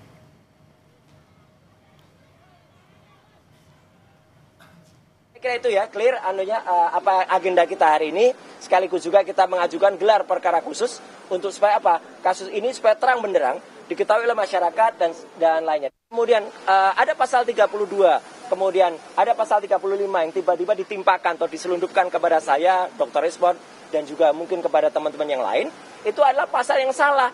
Karena berulang kali pihak sana mengatakan kan ijazahnya analog. Iya, pasal 32, 35 itu tentang dokumen elektronik. Gitu loh, jadi salah besar, bukan analog. Kuasa hukum Roy Suryo CS Ahmad Kozinudin merespons secara tegas para kliennya membantah adanya wacana mediasi dalam perkara dugaan ijazah palsu Presiden ke-7 RI Joko Widodo. Menurut Kozinudin, kasus ini tidak boleh diarahkan ke ranah kompromi karena adanya upaya perdamaian justru berpotensi mengaburkan inti persoalan. Selain itu, kubu Roy Suryo CS juga akan mengajukan 4 ahli sebagai saksi meringankan. Di antaranya adalah ahli linguistik forensik, ahli hukum pidana, dan ahli teknologi informasi. Untuk tidak mempercayai siapapun yang mengaku-ngaku bertindak untuk dan atas nama tim juga kasus ini yang berusaha membangun narasi perdamaian dengan siapapun, termasuk ke lembaga manapun. Dan sekali lagi, tidak ada perdamaian dengan kepalsuan, tidak ada perdamaian dengan kebohongan, tidak ada kepalsuan dengan ketidakjujuran. Sekali lagi, tidak ada kompromi antara al-haq dan al-batil. Sehingga kami tegaskan kepada seluruh rakyat Indonesia, Pak Rismon, Pak Roy, dan yang lainnya tetap membersamai aspirasi seluruh rakyat Indonesia yang ingin membuka kasus ini sampai tuntas ke akar-akarnya. Dan terakhir, berkaitan dengan apa yang kemarin disampaikan oleh Polda bahwa salah satu sebab tidak ditahannya klien kami karena kami mengajukan sejumlah saksi dan ahli. Hari ini kami akan mengirimkan surat secara resmi kepada Direktur Kriminal Umum Polda Metro Jaya tentang sejumlah nama ahli-ahli yang memang sudah kami siapkan, sudah berkomunikasi untuk bisa diperiksa di tingkat penyidikan agar ada kesetimbangan dari keterangan-keterangan ahli hanya yang sebelumnya hanya dari penyidik, kami harapkan juga bisa mempertimbangkan keterangan ahli dari kami. Setidaknya ada 4 ahli. Roy Suryo CS, saudara, secara tegas menolak adanya upaya damai dalam kasus dugaan ijazah palsu Jokowi. Meski sudah ditetapkan sebagai tersangka, Roy Suryo CS nyatanya terus mendesak penyidik Polda Metro Jaya melakukan gelar perkara khusus. Lalu apa sebenarnya yang ingin dibuktikan oleh tersangka Roy Suryo CS? Dan di sisi lain ada apa yang ditunggu sebenarnya oleh kubu relawan Jokowi atas polemik yang hingga kini tak kunjung selesai. Kita akan membahasnya dengan 2 narasumber saya. Sudah bergabung ada Abdul Ghafur Sangaji, kuasa hukum Roy Suryo CS. Bang Sangaji, selamat malam. Selamat malam, Mbak Audrey. Ya, ada juga Boy Kanu, Ketua Pradi Bersatu. Bang Boy, selamat malam. Selamat malam, Mbak. Malam. Oke, saya selamat malam. Mau nanya ke Bang Sangaji dulu. Bang Sangaji, kenapa sih menolak damai kalau bisa didamaikan kasus ini yang sudah berlarut-larut nih kasusnya? Ini pertanyaan menarik ya, Mbak. Kenapa kami menolak adanya mediasi atau perdamaian? Karena mediasi kalau ditempuh itu tidak akan menjawab inti persoalan dari perkara ini gitu ya. Inti persoalan dari perkara ini kan adalah mengungkap kebenaran atas misteri ijazah palsu yang diduga oleh Mas Roy, kemudian oleh Bang Rismon berdasarkan hasil penelitian mereka bahwa ijazah Pak Joko Widodo disimpulkan berdasarkan hasil penelitian mereka itu adalah ijazah palsu yang selama ini digunakan oleh Pak Joko Widodo dalam mendapatkan jabatan-jabatan Tapi publik. bukannya artinya juga bisa menguntungkan Anda ketika ada upaya mediasi? Kan saat ini klien Anda juga sudah ditetapkan sebagai tersangka. Justru kalau dengan mediasi ini di dalam ranah hukum pidana kan sebenarnya kita tidak mengenal istilah penyelesaian melalui mediasi. Mediasi itu kan esensinya adalah kesepakatan para pihak dan itu biasanya diambil dalam mekanisme perdata ketika muncul dispute, sengketa antar hak antara satu subjek hukum dengan subjek hukum lainnya gitu ya. Tetapi kalau kita bicara dalam konteks pidana, meskipun ada jalan untuk mediasi, tetapi mediasi itu juga tidak akan menyelesaikan pokok perkara hukum gitu. Kenapa? Karena ini kan statusnya sudah tersangka, sudah pro justisia nih loh Mbak. Sudah ada tersangka yang kemudian hari ini kita mendengar secara resmi dari Polda Metro Jaya bahwa ada pencekalan ke luar negeri yang dilakukan oleh Polda Metro Jaya. Artinya sudah ada upaya-upaya paksa berdasarkan KUHP yang baru juga. Upaya paksa kan salah satunya adalah pencekalan ke luar negeri, ya. Artinya karena sudah dilakukan upaya paksa, maka kemudian terhadap status perkara pidana ini, langkah yang terbaik yang ingin kami tempuh juga berdasarkan Mas Roy adalah menempuh mekanisme peradilan untuk memberikan titik terang supaya ijazah ini ke depan tidak lagi dipersoalkan. Artinya maju terus ya? Maju terus tanpa pantang mundur. Kalau dari Bang Boy sendiri, sebenarnya kalau dari tim kuasa hukum, tim pembelanya Pak Jokowi, apakah memang juga sama-sama tidak menginginkan adanya mediasi begitu ya, restoratif justice, artinya jalan terus aja? Iya, memang kan ketika orang melapor itu kan berarti kan dia sudah siap dengan segala sesuatunya. Artinya kalau di tengah jalan lalu diarahkan untuk mediasi, kemudian restoratif justice, saya kira itu kurang tepat juga. Jadi saya sependapat dengan beliau bahwa perkara ini jangan dihentikan di tengah jalan. Harus dibuktikan bahwa Pak Jokowi itu betul-betul asli atau tidak. Karena masing-masing punya argumen yang kuat. Betul. Begitu. Apalagi masyarakat ini kan animonya sangat kuat ya. Untuk mengetahui benar nggak ini ijazahnya asli atau palsu. Nah harus dibuktikan di pengadilan. Jadi saya kira saya kurang sependapat kalau kita arahkan ke restoratif justice, saya kira tidak menjawab persoalan. Oke. Lebih baik kita jalan terus. Dan saya sepakat kita jalan terus, kita buktikan sama-sama, buktikan di pengadilan. Di pengadilan itu. Berarti Bang Boy sudah siap dengan bukti-bukti ya Bang Boy? Siap, kita sudah siap. Yang ditunggu-tunggu adalah termasuk juga dengan ijazahnya Pak Jokowi diperlihatkan gitu ya? Sudah pasti. Oke, Bang Sang Haji, kalau misalnya tadi maju terus pantang mundur sampai di pengadilan, pertanyaannya kenapa masih mempertanyakan atau menginginkan adanya gelar perkara khusus? Oh iya, hari ini Mbak ada 3 agenda yang kami lakukan ya bersama Mas Roy, Bang Rismon, termasuk juga Dr. Tifa yang statusnya hari ini sebagai tersangka, yaitu kami mengajukan 3 hal. Ya, yang pertama wajib lapor. Mohon maaf, wajib lapor karena memang tidak ditahan, dan saya perlu garis bawahi ini tidak dilakukan penahanan baik tahanan kota maupun tahanan rumah. Jadi betul-betul statusnya adalah tidak sama sekali ditahan, baik tahanan kota maupun tahanan rumah. Artinya dengan adanya status tidak ada penahanan ini, maka pergerakan Mas Roy, kemudian Bang Rismon, dan kemudian Dr. Tifa tidak dalam pengawasan penyidik.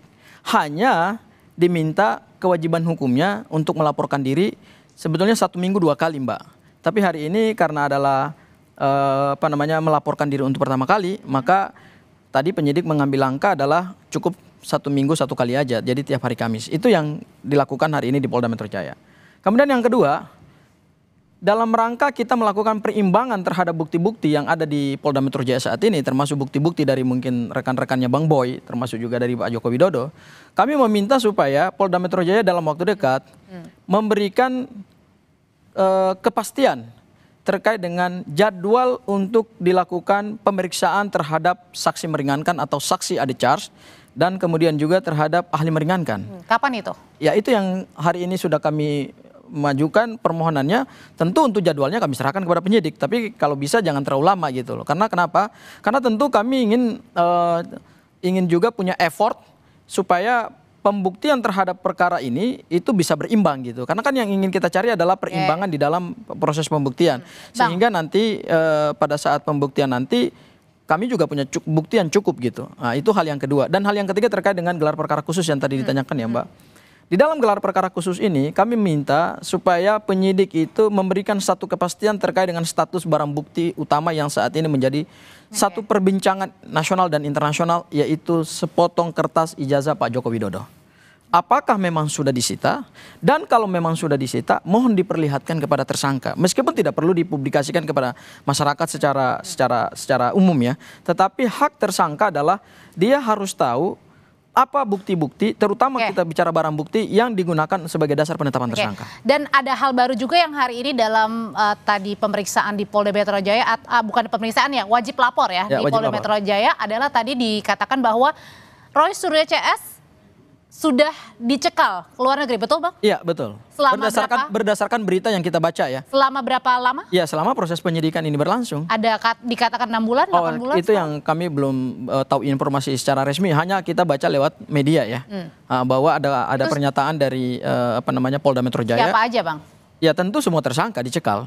Oke, berarti yang 2 klaster ini ya, termasuk Mas Roy, Dr. Tifa, Bang Rismon? Betul. Oke, Bang Boy balik lagi. Ini kalau tadi kita banyak sebenarnya yang mau dibahas ya, tapi satu persatu dulu. Dengan adanya tadi menginginkan adanya ahli meringankan begitu yang ingin dibawa oleh kubu tersangka Roy Suryo CS. Ini melihatnya seperti gimana sih Bang sebenarnya? Ya memang itu kan itu hak tersangka ya. Dan ini sah sebenarnya? Sah secara hukum. Harusnya diakomodir sejauh-jauh hari sebetulnya. Ketika proses itu sedang berlangsung, sebetulnya dari Polda Metro harus berikan kesempatan kepada tersangka ini untuk menghadirkan keterangan yang meringankan dan ahli yang barangkali bisa meringankan. Sebetulnya itu sudah harus sebetulnya. Tapi keterlambatan ini terjadi ya kita kurang tahu ya, itu kan strategi dari penyidik. Tapi yang paling penting adalah justru ini kesempatan yang bagus Mbak. Untuk apa? Untuk supaya ahli ini bisa meyakinkan kepada penyidik bahwa ini loh, barang yang analog ini yang harus diperiksa kan. Berarti artinya bisa Memang. jadi jangan-jangan mematahkan juga nanti pasal-pasal yang kemudian juga disangkakan ke para tersangka. Bisa saja bisa patahkan, tapi nanti patahkan itu saling berargumentasi karena sudah proses peradilan, makanya kita mesti tunggu ke proses di pengadilan nanti, pembuktian saat itu nanti. Jadi justru ini kesempatan bagus Bang Gofir dan teman-teman ini untuk buktikan secara hukum bahwa analog yang atau barang yang harusnya diperiksa ya diteliti selama ini jadi tidak kabur, tapi makin jelas. Jadi saya sependapat, saya kira lebih baik memang penyidik berikan kesempatan kepada para tersangka ini untuk supaya mereka memaksimalkan semua potensi punya pembuktian yang ada tuh, mereka harus betul-betul diberikan kesempatan yang seluas-luasnya. Oke, ada permintaan tadi gelar perkara khusus, kemudian juga minta datangkan ahli yang meringankan, begitu ya. Terus kemudian ada lagi yang berjalan nanti sidang KIP. Sebenarnya apa sih yang diinginkan oleh tersangka Roy Suryo CS dalam kasus yang sudah ditetapkan sebagai tersangka ini? Nanti usai jeda Bapak-bapak akan menjawabnya, tetap bersama kami di Sapa Indonesia Malam.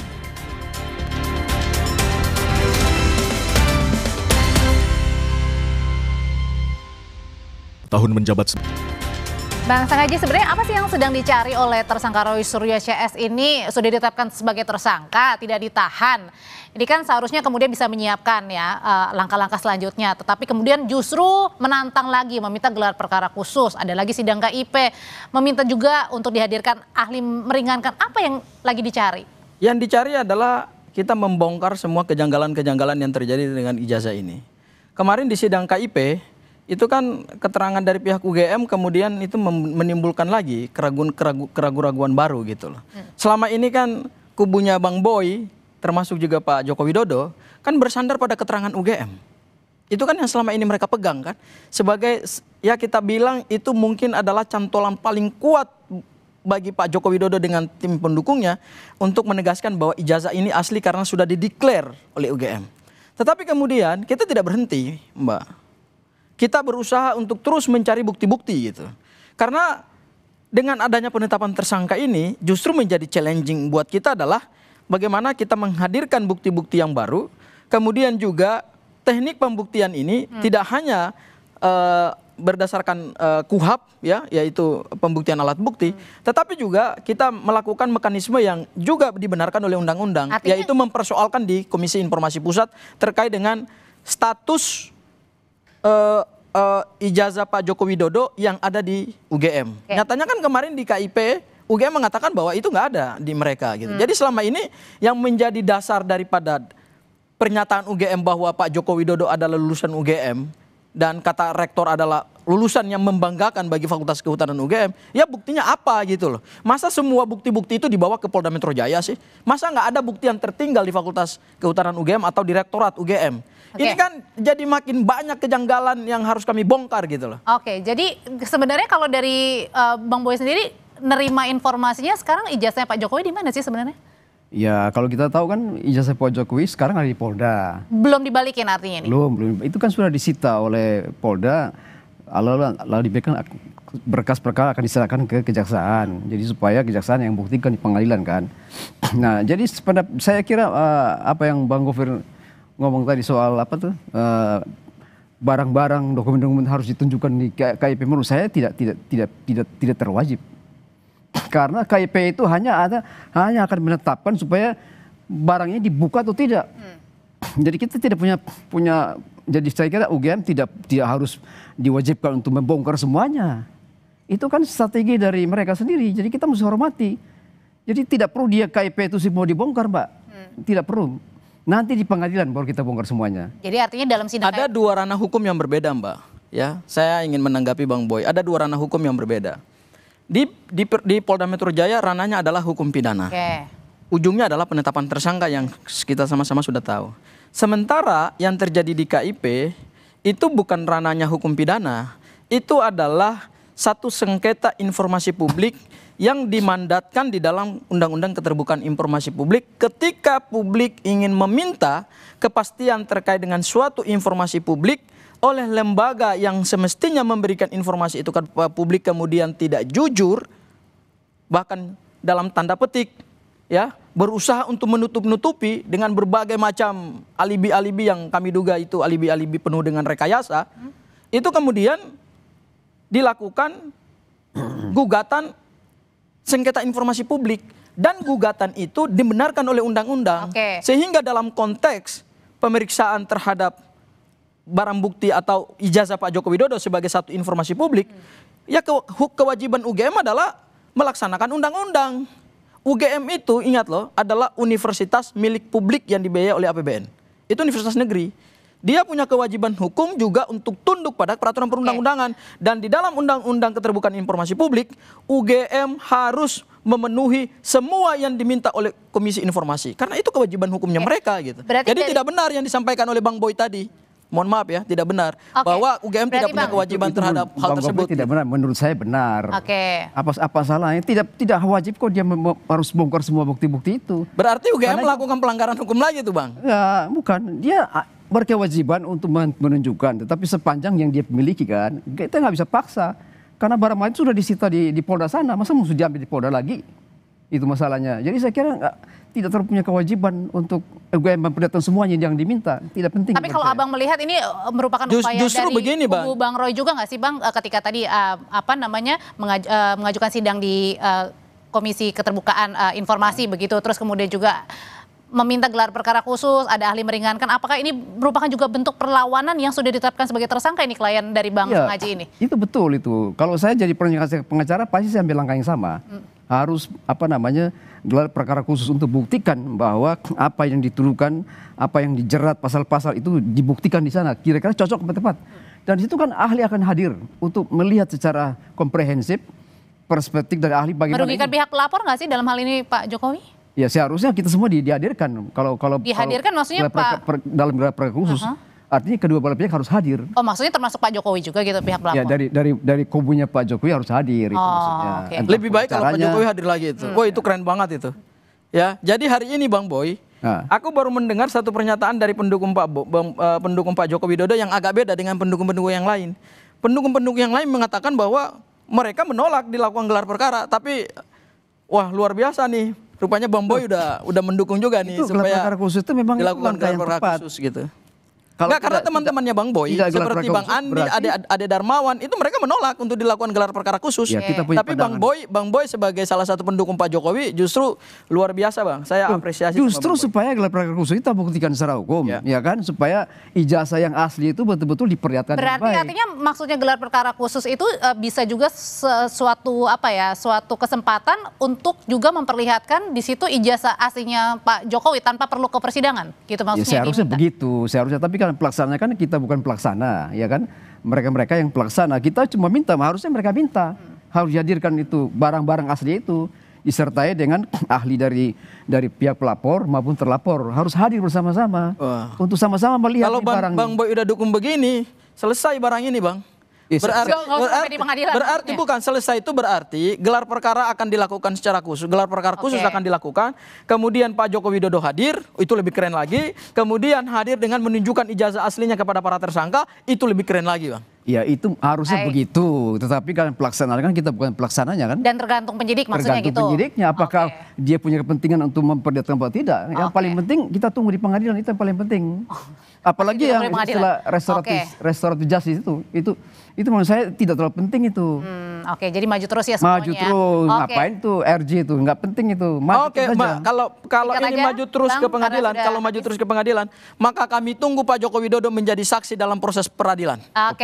Pasti beliau akan hadir. Beliau sudah berjanji. Itu lebih keren itu. Untuk hadir kok, hadir. Kita akan melakukan pemeriksaan secara dalam terhadap keterangan Pak Jokowi. Pasti hadir. Oke, Bang Boy terima kasih, Bang Sangaji terima kasih. Selamat malam. Setelah ini tetap bersama kami di Sapa Indonesia Malam, kami akan segera kembali lagi menemani Anda.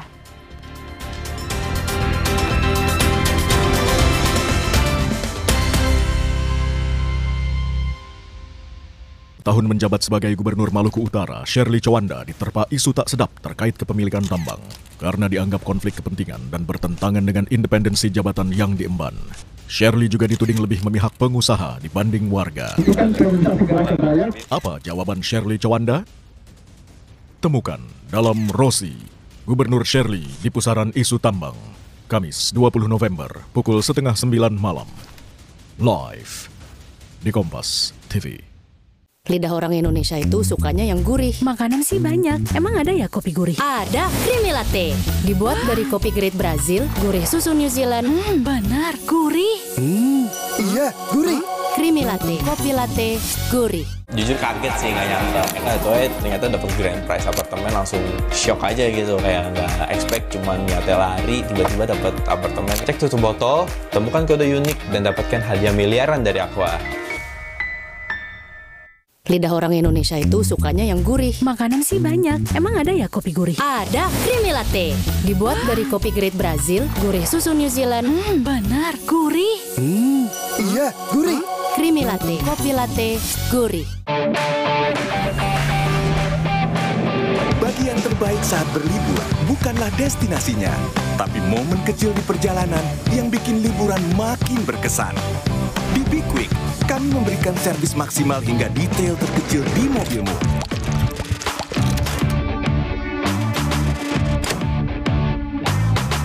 Jadi kamu bisa menikmati setiap momen kecil selama perjalanan. Be Quick, ini baru bengkel.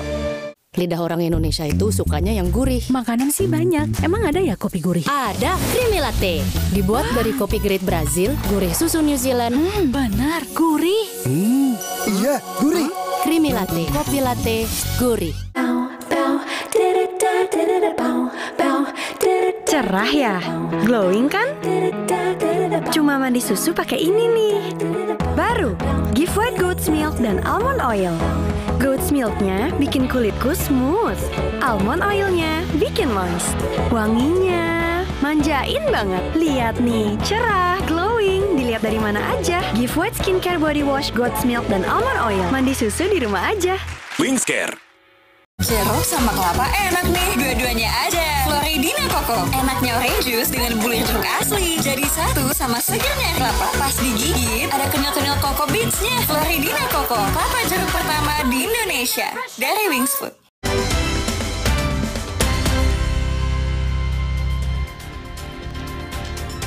Diduga akibat korsleting, gudang arsip dan peralatan medis di Puskesmas Katumbangan, Kecamatan Campalagian, Pulau Wali Mandar, Sulawesi Barat terbakar. Kebakaran ini membuat sejumlah pasien panik.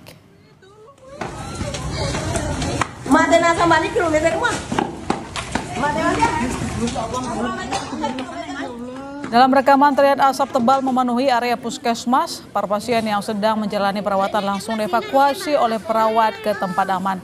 Agar tidak menghirup asap, menurut saksi, api pertama kali muncul dari dalam gudang yang diduga menyala akibat korsleting. Karena banyaknya material yang mudah terbakar, api dengan cepat membakar seluruh bagian gudang. Bahkan, api juga merambat ke perlengkapan mesin cuci yang berada tak jauh dari titik kebakaran.